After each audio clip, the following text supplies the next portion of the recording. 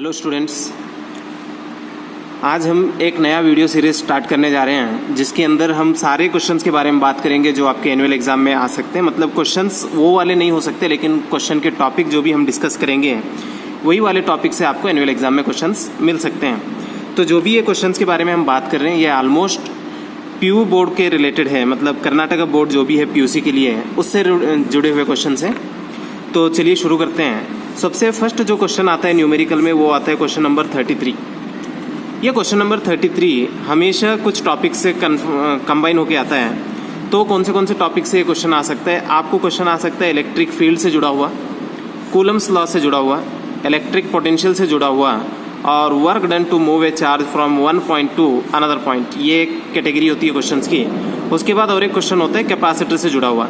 Capacitor के अंदर तीन टाइप के क्वेश्चंस हो सकते हैं। एक होता है पैरेलल प्लेट कैपेसिटर, और एक होता है कॉम्बिनेशन ऑफ कैपेसिटर, और एक टाइप का क्वेश्चन होता है जो कि एनर्जी लॉस। मतलब आपका क्वेश्चन नंबर 33 के अंदर इतने सारे टाइप्स ऑफ क्वेश्चन पॉसिबल है। तो हम वन बाई वन सारे टॉपिक्स के ऊपर रिलेटेड कुछ प्रॉब्लम करते हुए इन टॉपिक्स को समझने की कोशिश करते हैं। तो चलिए आज हम स्टार्ट करते हैं इलेक्ट्रिक फील्ड और कूलम्स लॉ वाला टॉपिक के बारे में। तो electric field and Coulomb's law. Coulomb's law क्या बोलता है? किसी भी दो चार्जेस के बीच में जो फोर्स लगता है वो फोर्स के लिए हमको कौन सा लॉ मिलता है? Coulomb's law. तो मान लेते हैं कि मेरे पास दो चार्जेस है Q1 और Q2, दोनों के बीच में कुछ डिस्टेंस है R। तो यहाँ पे Q1 Q2 को अट्रैक्ट तो करेगा या रिपल तो करेगा। तो ये रिपल या अट्रैक्ट करने के टाइम पे इसको जो फोर्स लगाएगा वो फोर्स कितना होगा? F। जितना फोर्स Q1 ने Q2 पे लगाया Q2 भी Q1 पे उतना ही फोर्स लगाएगा, राइट। तो वो फोर्स हमको मिलता है कूलम्स लॉ से F is equal to K Q1 Q2 divided by R square.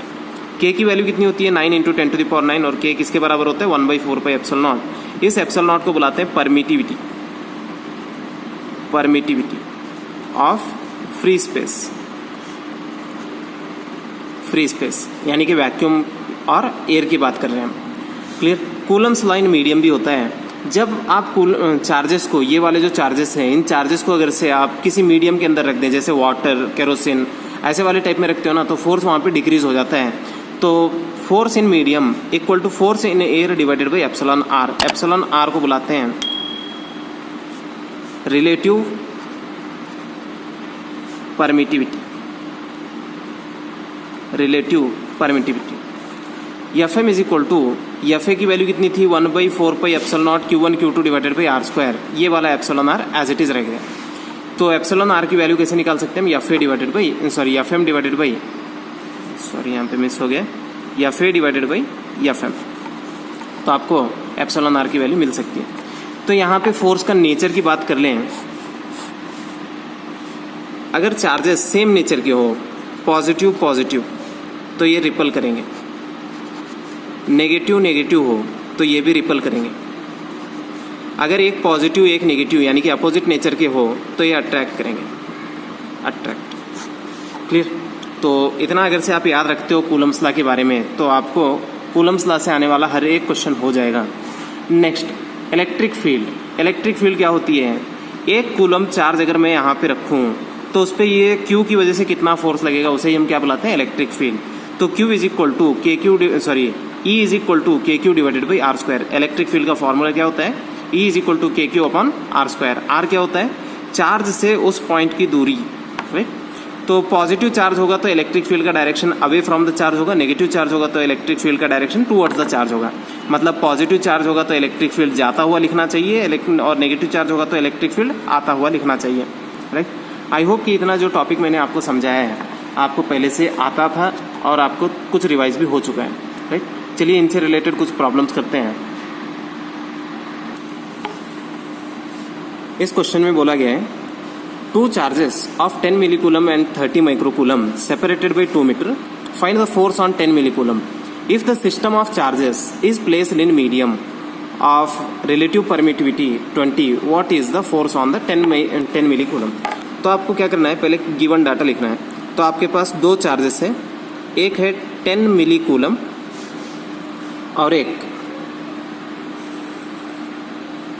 Charge है 30 माइक्रोकूलम। 30 माइक्रोकूलम, दोनों के बीच में का जो डिस्टेंस है ये कितना है? 2 मीटर। आपको क्वेश्चन क्या पूछा है, find the force on 10 milli coulomb, मतलब इसके ऊपर जो फोर्स लग रहा है ये वाला फोर्स आपको पूछा गया। अब यहाँ पे मेरे को क्वेश्चन यहाँ तक जब पूछा गया है इस जगह तक, इसमें चार्जेस कहाँ पे है बोल के मेंशन नहीं है, तो आपको चुपचाप समझना है कि ये कहाँ पे है, एयर में है, राइट। एयर या वैक्यूम आप कुछ भी समझ सकते हो। तो आपको यहाँ पे फोर्स पूछा है के Q1 Q2 divided by R square. के Q1 Q2, के की वैल्यू होती है 9 into 10 to the power 9, Q1 हमारा 10 10 टू द पावर -3, Q2 हमारा 30 10 to the power -6 divided by R square. R कितना है 2, 2 का स्क्वायर 4, -3 -6 +9 कैंसिल, क्योंकि -3 -6 -9 -9 +9 कैंसिल। तो ये वाला 4 2 से और ये वाला 2 5 से, ये वाला 2 1 से और ये वाला 30 15 से। तो जब आप इन सबको मल्टीप्लाई करेंगे तो आपको जो नंबर आएगा वो वाला आपका फोर्स दे देगा। F इज इक्वल टू, जब आप इन सबको मल्टीप्लाई करेंगे 9 इंटू 5 इंटू 15 तो आपको आंसर आएगा 675 न्यूटन। तो इसका मतलब यहाँ पे जो 10 मिली कूलम चार्ज है, इसके ऊपर 30 माइक्रो कूलम की वजह से जो फोर्स लगा वो कितना है, 675 न्यूटन। अगर से आपको क्वेश्चन पूछ लेते हैं कि 30 पे कितना लग रहा है, तो सेम फोर्स लगता है, क्योंकि न्यूटन थर्ड लॉ क्या बोलता है, अगर एक बॉडी ने दूसरे बॉडी पे जितना फोर्स लगाया तो उतना ही फोर्स अपोजिट डायरेक्शन में पहले वाले बॉडी पे लग जाएगा, राइट। तो यहाँ पे फोर्स मिल गया है। अब आगे क्वेश्चन में फिर क्या बोला है, अगर से इस सिस्टम को हम मीडियम के अंदर रखें जिसका परमिटिविटी कितना है 20, यानी कि हमको एप्सिलॉन R दिया है 20, तो हमको क्वेश्चन पूछा गया है what will be the force. तो हम जानते हैं Fm किसके बराबर होता है, Fa divided by epsilon R के बराबर होता है। Fa हमारा आया 675 डिवाइडेड बाई 20। तो इसको अगर से सॉल्व करेंगे तो कितना आएगा, ये 67.5 डिवाइडेड बाई 2, ये 0 से मैंने इसको डिवाइड कर दिया है, तो इसको काटेंगे तो ये होगा 0.25, सॉरी 60 30 33.5 33.75 न्यूटन। एक बार फिर भी चेक कर लेना, 33.75 न्यूटन। तो इसका मतलब जब ये चार्जेस को हम किसी मीडियम में रख देते हैं जिसका रिलेटिव परमिटिविटी कितना है 20, तब फोर्स कितना हो जाएगा 33.75।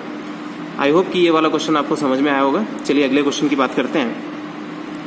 2 charges 5 milli coulomb and -20 micro coulomb are exerting a force of 100 newton, what will be the separation. तो ये वाला एक क्वेश्चन है। तो हमको बोला गया है कि 2 चार्जेस है 5 मिली कूलम और दूसरा वाला -20 माइक्रो कूलम। इनके बीच का डिस्टेंस हमको नहीं पता है, लेकिन इन दोनों के बीच में जो फोर्स है ये पता है हमको। फोर्स कितना है 100 न्यूटन। तो क्वेश्चन पूछा गया है कि ये R कितना है। तो हम फोर्स जानते हैं, तो फोर्स का फॉर्मूला लिखेंगे F इज इक्वल टू के Q1 Q2 divided by R स्क्वायर। सो दिस इम्प्लाइज F की वैल्यू कितनी है 100, K 9 into 10 to the power 9, Q1 5 into 10 to the power -3, Q2 20 10 to the power -6। यहाँ पे माइनस दिया है, लेकिन आप जब वैल्यू पुट करोगे तो आप सिर्फ प्लस पुट करना, divided by R square. -3 -6 +9 cancel. So 5 into 20 100, इधर का 100, नहीं तो आप लिख लो इसको 100 equal to 9 into 100 divided by R square. तो ये वाला 100 और ये वाला 100 कैंसिल, ये R स्क्वायर इधर लेके आएंगे तो आप क्या लिखोगे R square equal to 9, R equal to 3 metre. यहाँ पे मैंने माइनस प्लस क्यों नहीं लिया है, जब भी आपको चार्ज प्लस में दे या माइनस में, आप सिर्फ और सिर्फ यहाँ पे प्लस रखेंगे, क्योंकि हमको नेचर पता चल जाएगा। ये जो फोर्स है, एक पॉजिटिव चार्ज है एक नेगेटिव चार्ज है, तो इसके अंदर क्या हो रहा है अट्रैक्शन। पहले वाले क्वेश्चन में देखो, ये भी पॉजिटिव है और ये भी पॉजिटिव है, तो ये वाला फोर्स कैसा है रिपल्सिव।